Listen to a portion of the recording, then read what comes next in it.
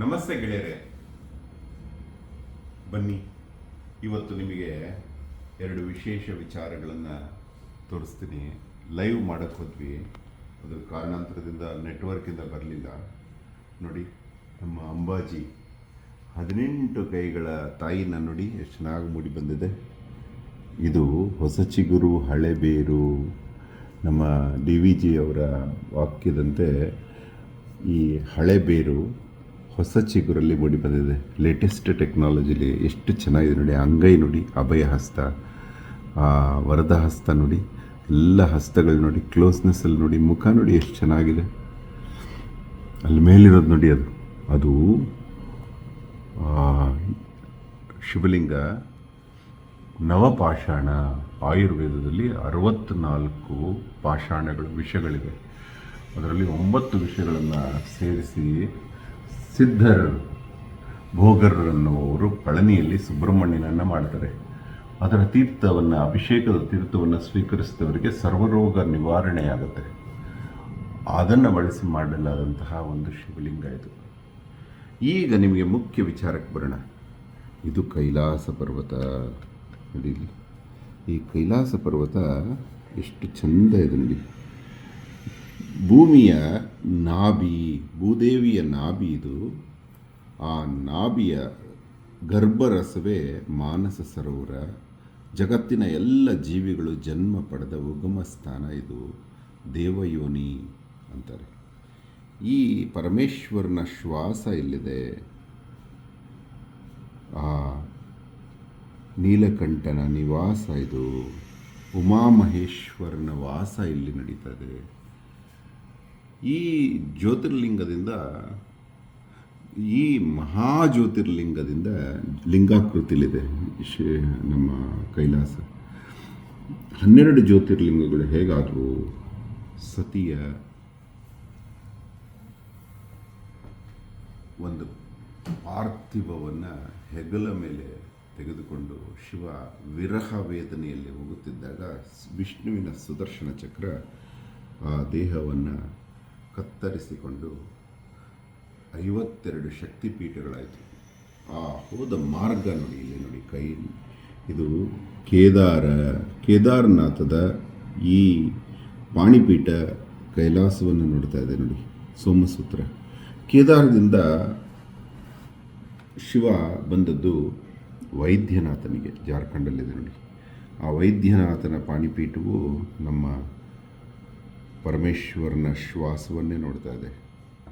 ಅಲ್ಲಿಂದ ಮುಂದೆ ಶಿವ ನಡೆದು ಬಂದದ್ದು ರಾಮೇಶ್ವರ.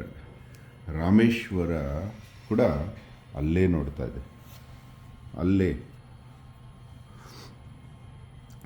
ಆ ರಾಮೇಶ್ವರದ ಪಾಣಿಪೀಠ ಕೂಡ ಈ ಕಡೆ ಉತ್ತರದ ಕೈಲಾಸವನ್ನು ನೋಡ್ತಾ ಇದೆ. ರಾಮೇಶ್ವರದಿಂದ ಬಂದದ್ದು ಇಲ್ಲಿದೆ ನೋಡಿ.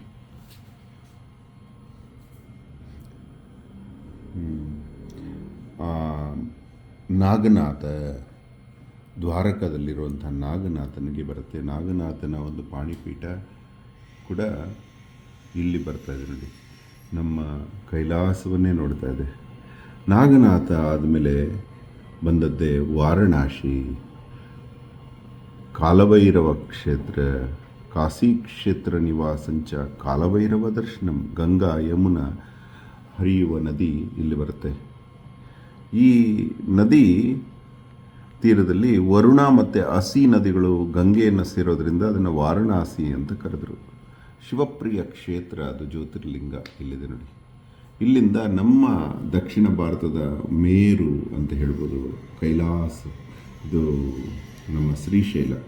ಆ ಶ್ರೀಶೈಲ ಕೈಲಾಸಕ್ಕೆ ಹೋಲಿಸ್ತಾರೆ. ಮೇರು ಪರ್ವತದ ಭಾಗ ಅದು. ಅದು ಕೂಡ ಪಾಣಿಪೀಠ ಸೋಮಸೂತ್ರ ನೇರವಾಗಿ ಇಲ್ಲಿಗೆ ಹೋಗಿದೆ ನೋಡಿ. ಇದು ಆದರೆ ಇನ್ನೊಂದು ವಿಚಾರ ಅಂದರೆ, ಈ ಕೈಲಾಸದ ದಾರಿಯಲ್ಲಿ ನಮ್ಮ ವಾರಣಾಸಿ ಬರುತ್ತೆ ನೋಡಿ. ವಾರಣಾಸಿ ಮತ್ತು ಅಲಹಾಬಾದಲ್ಲಿ ಭಾರದ್ವಾಜಾಶ್ರಮ ಬರುತ್ತೆ. ಇದೇ ಲೈನಲ್ಲಿ, ಅದೇ ರೇಖಾಂಶದಲ್ಲಿ ನಮ್ಮ ರಾವಣಾಸರನ ಒಂದು ಪ್ಯಾಲೇಸ್ ಇತ್ತು. ಅದನ್ನು ಸಿಗೀರಿಯಾ ಅಂತಾರೆ. ಅಲ್ಲಿ ಒಂದು ಏರೋಪ್ಲೇನ್, ಡ್ರಮ್ ಇತ್ತು. ಅಲ್ಲಿಂದ ಪೈಲಟ್ ಇಲ್ಲದೇ ಇರುವಂಥ ಏರೋಪ್ಲೇನ್ ಹೇಗೆ ಡಿಸೈನ್ ಮಾಡಿತ್ತು ಅಂದರೆ ರೇಖಾಂಶದಲ್ಲೇ ಹೋಗೋ ಥರ. ಆ ರೇಖಾಂಶದ ಮೇಲೆ ಪೈಲಟ್ ಇಲ್ಲದೆ ಹೋಗ್ತಿತ್ತು. ಅದು ನೋಡಿ, ಒಂದೇ ನೇರಕ್ಕೆ ಹೋದರೆ ಕೈಲಾಸ, ಅಲ್ಲಿಂದ ಒಂದೇ ನೇರಕ್ಕೆ ಹೋದರೆ ಅವನ ಪ್ಯಾಲೇಸ್, ಹಿಂಗೆ ಡಿಸೈನ್ ಮಾಡಿದ್ರು ಅದನ್ನು. ಅದಕ್ಕೆ ರಾಮನನ್ನು ಕೂಡ ಅಯೋಧ್ಯೆಗೆ ಕಳಿಸ್ಬೇಕಾದ್ರೆ ಭಾರದ್ವಾಜ ಆಶ್ರಮದಲ್ಲಿ ಇಳ್ಕೊಂಡ್ರು, ನಂದಿಗ್ರಾಮದಲ್ಲಿ ಇಳಿದು ಹೋದ್ರು ಅವರು. ಯಾಕಂದರೆ ಆ ರೇಖಾಂಶ ಇಳಿದ ಮೇಲೆ ಸ್ವಲ್ಪ ಲೆಫ್ಟಿಗೆ ತೊಗೋಬೇಕಾಗುತ್ತೆ ಅಯೋಧ್ಯೆಗೆ. ಅಯೋಧ್ಯದಲ್ಲಿ ಲ್ಯಾಂಡ್ ಆಗಲಿಲ್ಲ ಅದು ಏರೋಪ್ಲೇನು, ಆ ಪುಷ್ಪಕ ವಿಮಾನ. ಇವಾಗ ಇಲ್ಲಿಗೆ ಬಂದ್ವಾ, ಈ ವಾರಣಾಸಿ ಆದಮೇಲೆ ಬರೋದು ಶ್ರೀಶೈಲ ಆಯಿತಾ. ಶ್ರೀಶೈಲ ಆದಮೇಲೆ ಬಂದದ್ದೇ ಸೋಮನಾಥ. ಸೋಮನಾಥ ಈ ಗುಜರಾತಿನ ಕೆಳಭಾಗದಲ್ಲಿದೆ. ಆ ಸೋಮನಾಥದ ಪಾಣಿಪೀಠ ಕೂಡ ಇಲ್ಲೇ ಬರ್ತಾರೆ ನೋಡಿ.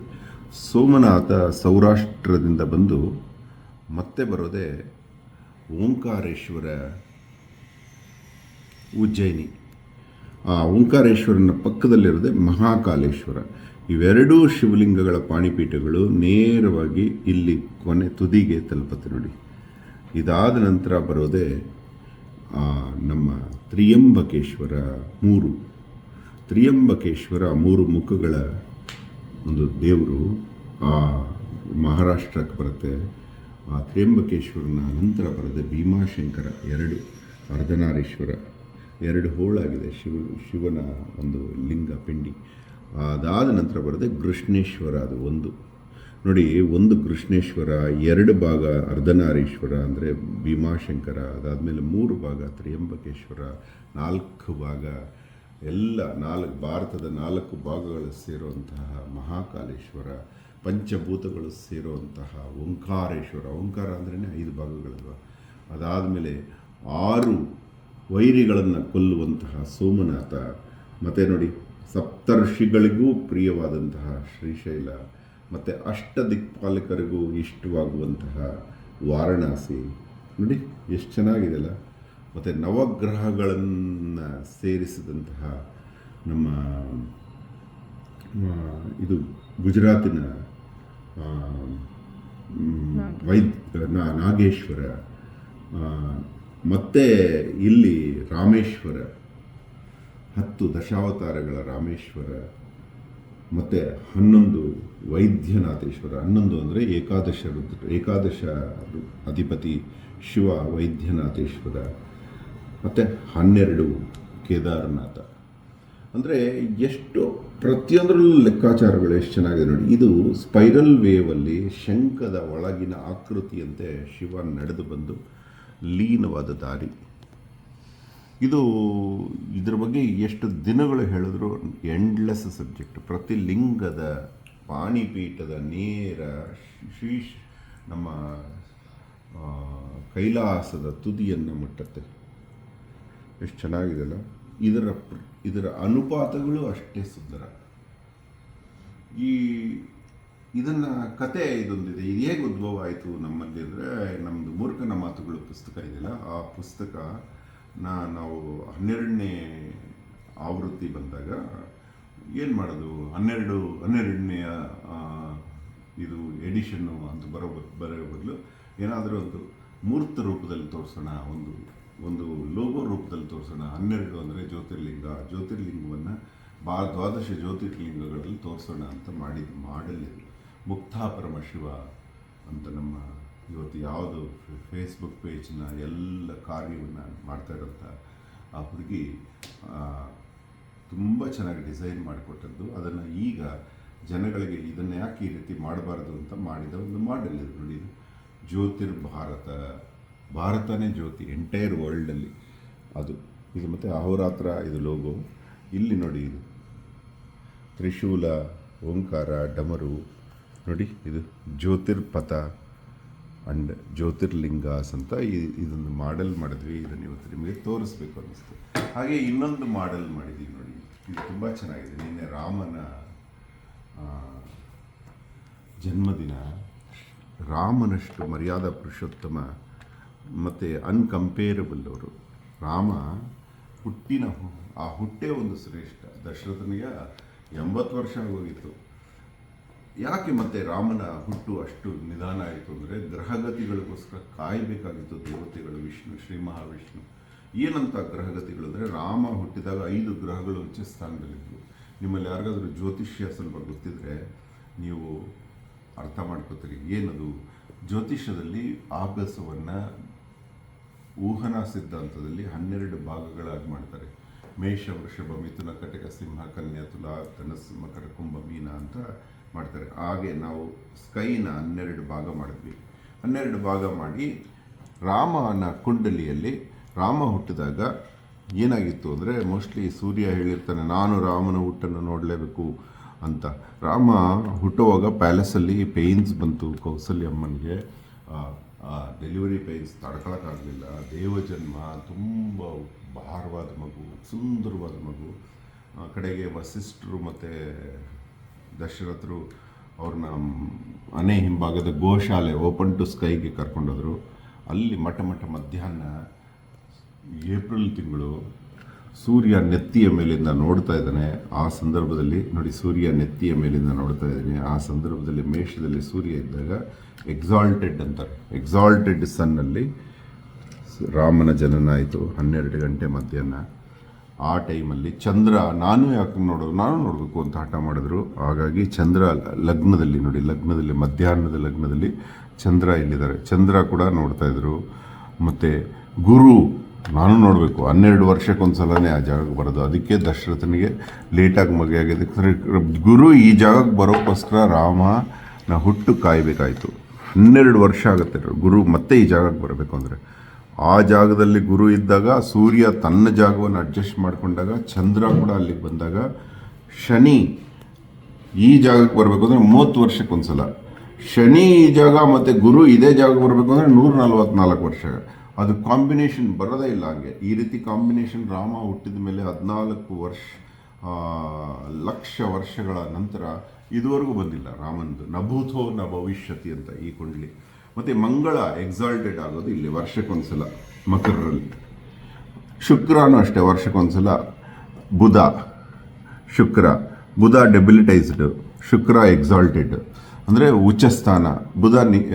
ಅದು ಬುಧನಿಗೆ ವೀಕ್ ಸ್ಥಾನ. ರಾಮ ತುಂಬ ಗ್ರೇಟ್ ಬಿಡಿ. ಅದನ್ನು ನಾನು ಒಂದು ದಿವಸದಲ್ಲಿ ನಿಮಗೆ ಎಕ್ಸ್ಪ್ಲೈನ್ ಮಾಡೋಕ್ಕಾಗಲ್ಲ. ಇದರಲ್ಲಿ ರಾಹುಕೇತುಗಳು ಅಷ್ಟೇ. ಮತ್ತು ಮಿಥುನ ಮತ್ತು ವೃಷಭದಲ್ಲಿ ರಾಹು, ಆ ಮಧ್ಯದ ಲೈನಲ್ಲಿ ರಾಹು ನೋಡಿ.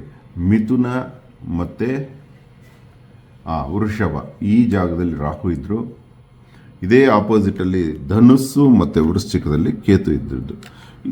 ಹೀಗೆ ಎಲ್ಲ ಗ್ರಹಗಳು ತುಂಬ ಪವರ್ಫುಲ್ ಪ್ಲೇಸಲ್ಲಿದ್ದಾಗ ರಾಮನ ಹುಟ್ಟಾಯಿತು. ಅದಕ್ಕೆ ನೋಡಿ, ಅಯೋಧ್ಯಾಧಿಪತಿ ಮರ್ಯಾದಾ ಪುರುಷೋತ್ತಮ ಶ್ರೀ ರಾಮಚಂದ್ರ ಪ್ರಭು ಜನ್ಮಕುಂಡಲಿ ಘಟಿ ಯಂತ್ರಂ ಅಂತ ಮಾಡಿದ್ವಿ 2024ರಲ್ಲಿ. ಹಿಂದೆ ಈ ರಾಮನ ಕುಂಡ್ಲಿ ನನ್ನ ಪೇಪರಲ್ಲಿ ಬರೆದು ತಾಯತಲ್ಲಿ ಹಾಕಿ ಮತ್ತು ತಾಮ್ರಪತ್ರದಲ್ಲಿ, ಹಿಮಾಲಯ ಪತ್ರದಲ್ಲಿ ಹಾಕಿ ತಾವೀಸ್ ಹಾಕ್ಕೊಳ್ಳೋರು, ಮನೇಲಿಟ್ಟು ಪೂಜೆ ಮಾಡೋರು ದೇವ್ರಗುಡಲ್ಲಿ.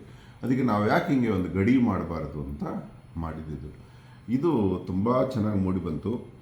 ಈ ರಾಮನ ಗಡಿಯಾರವನ್ನು ಮನೆಯಲ್ಲೂ ಹಾಕ್ಬೋದು ಅನ್ನೋ ಭಾವನೆಯಿಂದ ಇದನ್ನು ಮಾಡಿದ್ವಿ. ಇದರಲ್ಲಿ ಇವಾಗ ನಂಬರಿಂಗ್ಗೆ ಜ್ಯೋತಿಷ್ಯದ ಪ್ರಕಾರ ಅಂದ್ಕೊಂಡ್ವಿ. ಅದಕ್ಕೆ 12 ಜನರ ಹತ್ರ ಜ್ಯೋತಿರ್ಲಿಂಗ ಅಂತ ಬರೆದ್ವಿ, 1 ಹತ್ರ ಏಕದಂತ ಅಂತ ಬರೆದ್ವಿ, 2 ಹತ್ರ ಶಿವಶಕ್ತಿ ಬರೆದ್ವಿ, 3 ಹತ್ರ ತ್ರಿಮೂರ್ತಿ ಅಂತ ಬರೆದ್ವಿ, 4 ಹತ್ರ ಚತುರ್ವೇದ ಅಂತ ಬರೆದ್ವಿ, 5 ಹತ್ರ ಪಂಚಮುಖಿ ಅಂತ ಬರೆದ್ವಿ, 6 ಷಣ್ಮುಗ ಅಂತ ಬರೆದ್ವಿ. ಸುಬ್ರಹ್ಮಣ್ಯ ನೋಡಿ, ಮೇಲ್ಗಡೆ ಶಿವ, ಕೆಳಗಡೆ ಸುಬ್ರಹ್ಮಣ್ಯ.